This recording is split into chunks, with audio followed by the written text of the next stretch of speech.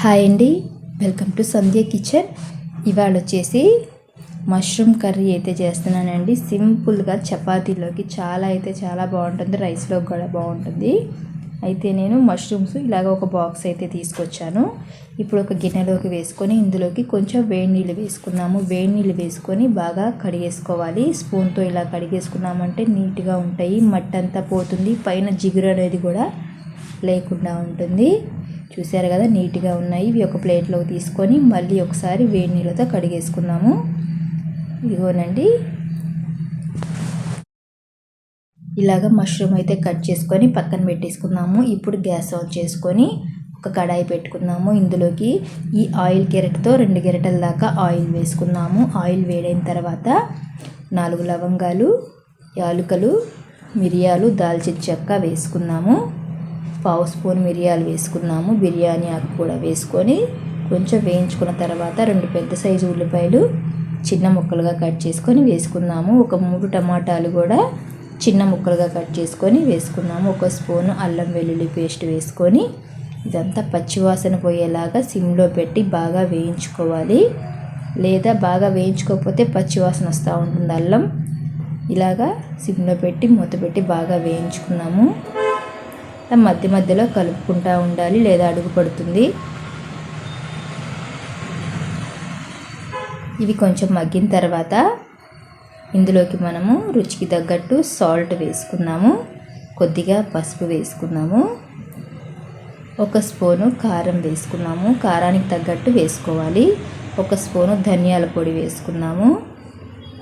1/2 spoon జీలకర్ర పొడి వేసుకొని ఇదంతా కొంచెం ఉండలు లేకుండా బాగా కలుపుకొని సిమ్లో పెట్టి మగ్గించుకోవాలి. అయితే ఫ్రెండ్స్, నేను చేసే వీడియోస్ కనుక మీకు నచ్చినట్టయితే లైక్ చేయండి, సబ్స్క్రైబ్ చేయండి ఫ్రెండ్స్. ఇలాగ కొంచెం మగ్గించుకుందాం మూత పెట్టేసి.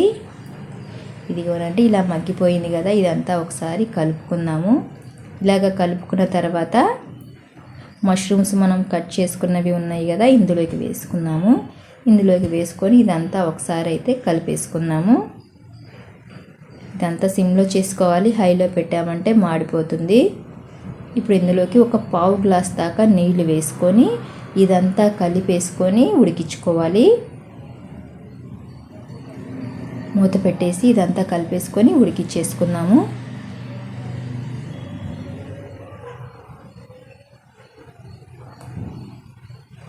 ఇందులోకి ఒక 4 పచ్చిమిర్చి చిన్న సైజువి ఇందులోకి వేస్తున్నాను. మూత పెట్టేసి ఉడికించేసుకుందాము. ఇది మధ్య మధ్యలో ఒకసారి కలుపుకుంటూ ఉండాలి. ఈ నీళ్ళంతా, ఈ పులుసంతా మరిగిపోయి మనకి ఆయిల్ అనేది పైకి రావాలి. అప్పుడే మనకి ఈ కూర అనేది బాగా ఉడికినట్టు. ఇప్పుడు 1 స్పూను చికెన్ మసాలా పొడి వేస్తున్నాను. ఈ మసాలా పొడి వేసుకున్నామంటే టేస్ట్ అయితే చాలా బాగుంటుంది. ఇదంతా కలిపేసుకొని సిమ్లో పెట్టి బాగా ఉడికించుకోవాలి. ఇదిగోనండి, ఇలాగా పులుసు అంతా ఇంకిపోయి ఆయిల్ అనేది పైకి తేలింది కదా, ఇలాగా మధ్య మధ్యలో కలుపుకుంటూ ఉండాలి. ఇప్పుడు ఒకసారి కలిపేసుకుందాం మళ్ళీ. అంతేనండి, మష్రూమ్ కర్రీ అయితే రెడీ అయిపోయినట్టే కదా. సింపుల్గా ఇలాగైతే ట్రై చేయండి, చాలా బాగుంటుంది. ఇప్పుడు గ్యాస్ ఆఫ్ చేసుకుందాము. గ్యాస్ ఆఫ్ చేసుకొని ఒక గిన్నెలోకి అయితే తీసుకుందాము. అంతేనండి, మష్రూమ్ కర్రీ అయితే రెడీ అయిపోయినట్టే. ఈ వీడియో కనుక మీకు నచ్చినట్టయితే లైక్ చేయండి, షేర్ చేయండి, కామెంట్ చేయండి, సబ్స్క్రైబ్ చేయటం మాత్రం మర్చిపోకండి.